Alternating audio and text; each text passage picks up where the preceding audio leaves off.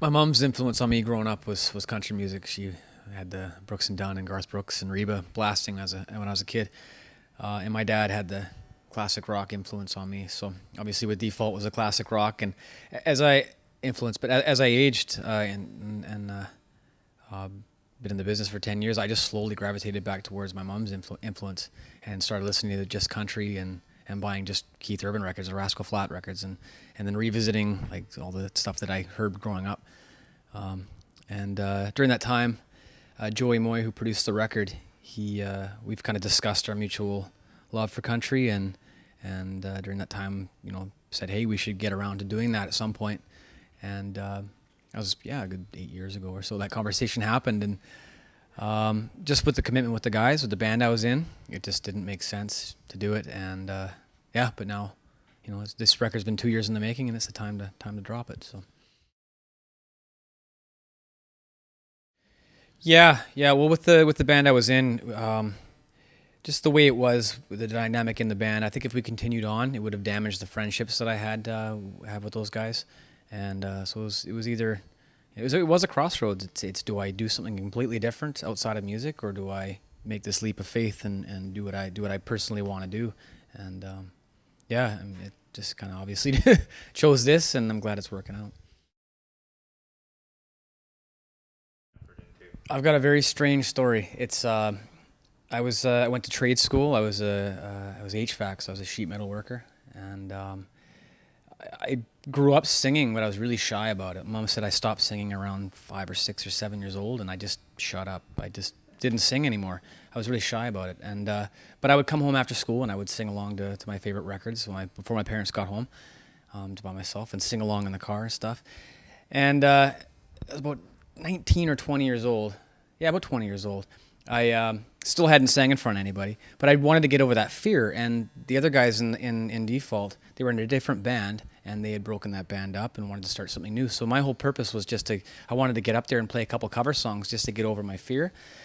Well, we started doing that more, started writing songs, and within about 8 months, we had record labels knocking on our door. We had already won the talent contest out in a rock station in Vancouver, and our demos had gotten in the hands of Chad Kruger from Nickelback, and then about a year and a half after that, we'd sold 1 million records in the States. So it was completely by accident that I got into it.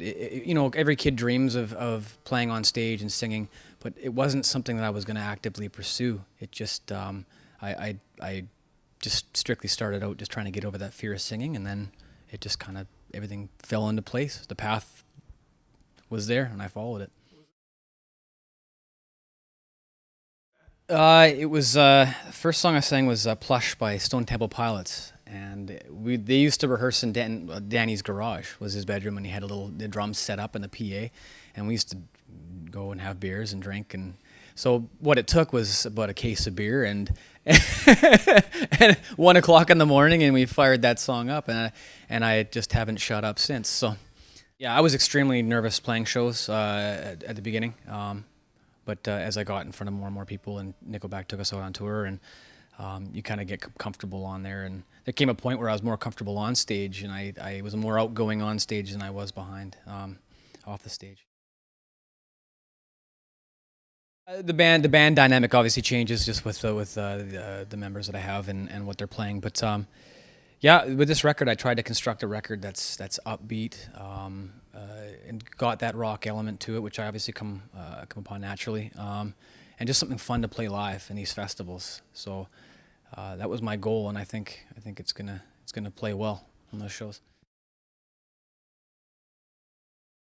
Yeah, it's not sitting in a garage with your friends trying to piece together a song. It's quite different. I've got a couple co-writes on the song, a couple ideas I came down there with, and I finished the songs with the guys, and they made the record.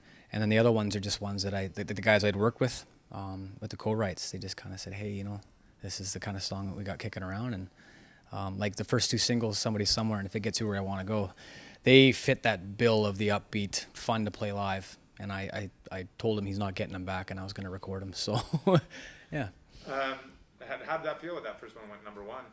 Yeah, that was pretty amazing. To be quite honest, the most exciting part of this has been when it went for ads the first week, way back in November. Um, Somebody somewhere was kind of a last minute single choice. Universal said, we really want that one. So I said, okay, I mean, you guys know what you're doing and I'll trust it. And so I was very, very nervous. And you hear all the backlash about, countries not very receptive with people changing genres. And so I had no idea. But that first day when the ads started coming in, like I actually sat at my computer and watched all the emails come in of all the good news. And I actually had, got all welled up. And it was just a giant relief that all the big stations had jumped on it right away. So. Being and writing songs targeting radio in the rock band I was in, I kind of know the formula of, you can't be writing a 5-minute country song and expect it to get on radio. So and I know the formula of you got to get to the chorus fairly quick, and I could recognize those sort of things from the ground up, building a song. And then picking a song has got to fit that criteria. So I was mindful, and same with Joey Moy, the producer of the record. We were very mindful. We want radio. We want to get the songs out there, and obviously that's the number one way to get the songs out there. And yeah. So the craft part of the songwriting is really songwriting. It's like emotion meets craft. There is a way to do this. Yeah. Yeah. Everybody writes differently. Any direction. We all know that. Yeah. Exactly. Yeah. Yeah. How much? What's the balance when you're writing? I'm a melody first kind of guy. That's my deal. I know what my voice can do. I know where my pockets of strengths are and stuff. And so for me, just starting off with a song, I always start with a melody, and I know how fast the melody's got to get to that point and this point, and so that's kind of where I start off. And then, like for example, with a couple songs I got on this record, I took those melody ideas and took them down to Nashville and let the lyrical ninjas do what they do with them, and I sit in and it's everybody writes differently, but my main thing is melody and fitting in lyrical content that fits the emotion that the melody spells out. And then certain words don't sing well for certain people. So knowing what words sing well for me and what vowels and syllables, and it's all just kind of piecing together what I've learned over the years of what I can do and what my strengths are, and fitting the song into that. And well, yeah, it's all the upbeat stuff. "Told You So" was one of my favorite. We're actually covering that song in some of the sets we're doing. Upbeat party songs. I was a huge AC/DC fan. I mean, we cranked AC/DC nonstop in the tour bus. That was a good time. So a lot of stuff by them, and one of my favorite country songs is "Great Day to Be Alive," Travis Tritt. Absolutely love that song, and I hadn't heard it for years, and I was listening to country radio in Vancouver, and it came on, and I just fell back in love with that song, and now we're doing that song in the set as well, and that's always a fun summer tune for sure. Well, Abbey Road. That's my first musical memory was on the classic rock station in Vancouver. They used to have like the old time radio so I used to try to fall asleep to that. When I was a kid, I loved the old, the aliens coming down and all that stuff, the talk radio, talk stories, and but then I guess I was up later one night and the Abbey Road melody came on right after that, and I remember in my bed going, "Wow, that's really cool, really really neat." At that point, that's my first time ever picking out a certain type of music and just wanting to hear it again, because I don't really remember anything before that, having that feeling or something really connected with me. So definitely would be that record, and that's just front to back a great record. What else? For me as a singer, when I was a kid, I absolutely loved Pearl Jam, and you can hear the influence of that in my earlier stuff, like in Default.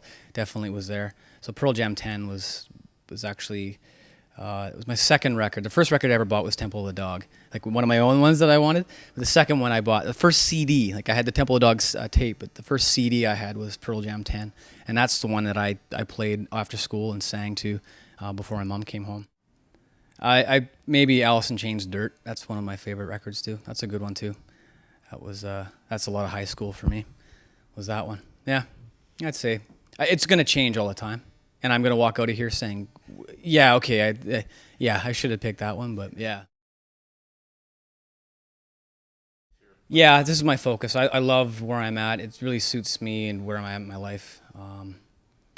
With the country festivals, I'm liking the way it is, the way the setup is, where I can I can go out for the weekends and then come home and spend time with family. I got a 7-year-old boy at home, so going away on a big long tour at this point wouldn't work for me. So I'm liking what this is doing, and with me being in kind of control of this, I can select what I'm comfortable doing or not. So yeah, I'm gonna keep doing this.